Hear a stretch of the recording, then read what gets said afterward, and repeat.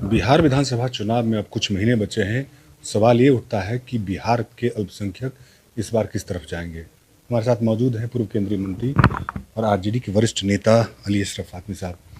फातमी साहब, 90 से लगातार बिहार में एमओआई समीकरण चलता रहा है, लेकिन पिछले विधानसभा चुनाव में देखने को मिला कि कुछ जगहों पर ये जो समीकरण था दर का। इसी साल विधानसभा का चुनाव है, अल्पसंख्यक वोटर किधर जाएंगे? अल्पसंख्यक की बात करें उसमें मुसलमान नहीं, अल्पसंख्यक में सभी आते हैं। मुसलमान हैं, उसके अंदर सिख है, उसके अंदर बुद्धिस्ट है, क्रिश्चियन है, जैनी है और लिंग्विस्टिक भी होते हैं। लेकिन चलिए मजहबी को मान लें आप, तो ये लोग इतनी बिरादरी है, तो वो किस तरफ जाएगा? वो वहीं जाएगा जो समाज में बराबरी की बात करे, मज़हब के नाम पर लड़ाई की बात ना करे, मज़हब के नाम पर पक्षपात की बात ना करे, किसी को किसी नाम से बेमतलब का नाम लेकर के किसी मुल्क से किसी जगह से जोड़ने का काम ना करे। खुल के बोले किसके तरफ जाएगा? ये खुल के तो है ना, ये अल्पसंख्यक का वोट खुलेआम आरजेडी के साथ है, इंडिया गठबंधन के साथ है, क्योंकि ये सबको लेके चलने की बात करती है ये पार्टी। 2020 विधानसभा चुनाव में सीमांचल का जो एरिया था उसमें ओबीसी साहब की एंट्री होती है, आप लोगों को नुकसान हुआ।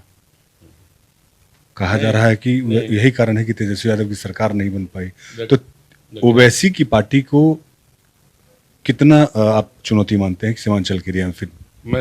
मैं आपसे कहूँ एक बात आपसे कि पहले तो वो नेशनल लेवल के स्पोक्स पर्सन थे बीजेपी के, और वो इंटरनेशनल लेवल के स्पोक्स पर्सन हैं।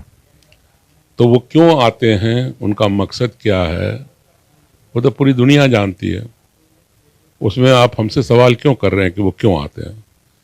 अब उनसे ही पूछिए कि आप सिर्फ हैदराबाद में चुनाव लड़ते हैं, तेलंगाना के दूसरे इलाके में मुसलमान बसते हैं, वहाँ चुनाव जाके क्यों नहीं लड़ते हैं? वो अपना चुनाव सिर्फ हैदराबाद ही में क्यों लड़ते हैं?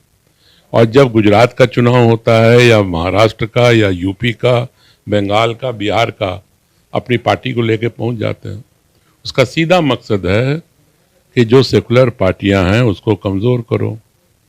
एक तरफ से अंदर हाथ मिला हुआ है बीजेपी से, और ऊपर दिखाने को आप कहते हो कि हम सेकुलर हैं और हम बीजेपी को हराने के लिए आए हैं। तो ये सीधा सीधी इज ए स्पोक्स पर्सन, पहले तो नेशनल लेवल का, इंटरनेशनल लेवल का।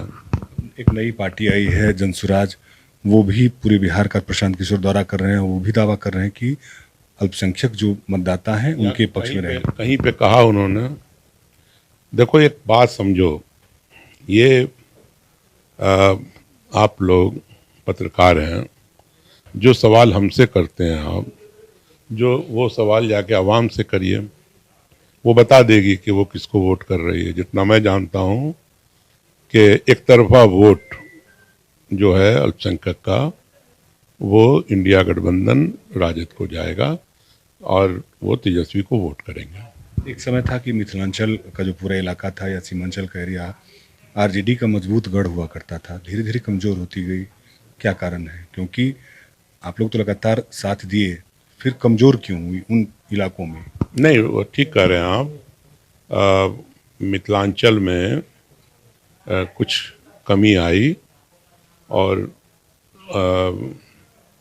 मैं नहीं समझता हूँ कि अब वो कमी बाकी है। पहले हम लोग मिनिमम 7, ये दरभंगा ही था, 7 से 9 सीट तक जीते हैं, तो वो रिपीट होगा अब। और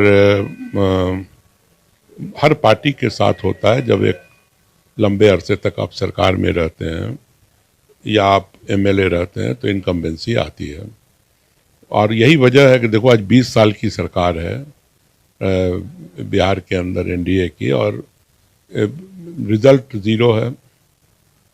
मैंने अभी अपने प्रेस कॉन्फ्रेंस में कहा कि शिक्षा में 35वें नंबर पर, आपको बेरोज़गारी में सबसे नीचे बिहार, पलायन में सबसे हाईएस्ट पलायन बिहार से, आप अनपढ़ लोगों की तादाद देखो, सबसे गरीब लोगों की तादाद देखो, सबसे ज़्यादा बिहार में। तो बिहार जो है 20 साल में आगे नहीं बढ़ा, जो नेशनल औसत था उससे नीचे ही जाता गया और आज बहुत बुरी हालत में है। इसलिए बिहार को बनाना है, फिर से पलायन रोकना है, बेरोजगारी दूर करनी है, अच्छी शिक्षा व्यवस्था करनी है, अच्छी स्वास्थ्य व्यवस्था करनी है।